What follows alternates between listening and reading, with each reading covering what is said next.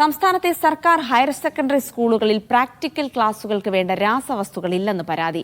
രസതന്ത്രം, ജീവശാസ്ത്രം തുടങ്ങിയ വിഷയങ്ങൾക്കുള്ള രാസവസ്തുക്കൾ ഇല്ലെന്നാണ് ആരോപണം.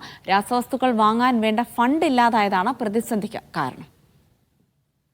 സർക്കാർ സ്കൂളുകളിലെ സയൻസ് ഹയർ സെക്കൻഡറി വിദ്യാർത്ഥികൾക്കാണ് പഠന പ്രതിസന്ധി ഉണ്ടായിരിക്കുന്നത്. രസതന്ത്രം, ജീവശാസ്ത്രം തുടങ്ങിയ വിഷയങ്ങളിലാണ് രാസവസ്തുക്കൾ ഉപയോഗിച്ചുള്ള പ്രാക്ടിക്കൽ പരീക്ഷകൾ നടക്കേണ്ടത്. എന്നാൽ കഴിഞ്ഞ 1.5 വർഷമായി പല സ്കൂളുകളിലും രാസവസ്തുക്കൾ വാങ്ങിയിട്ടില്ല. PTA ഫണ്ട് ഉപയോഗിച്ചാണ് ലാബുകളിലേക്കുള്ള രാസവസ്തുക്കൾ വാങ്ങിക്കൊണ്ടിരുന്നത്.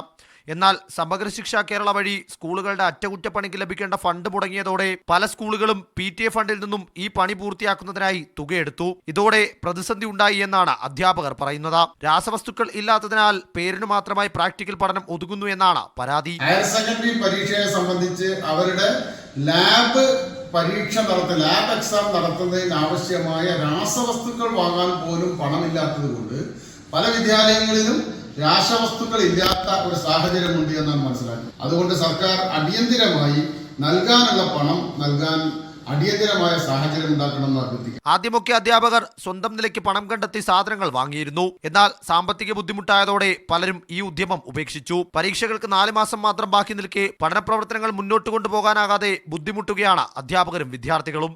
ഗോപാൽ ശീലാസനൽ, മീഡിയ 1, തിരുവനന്തപുരം.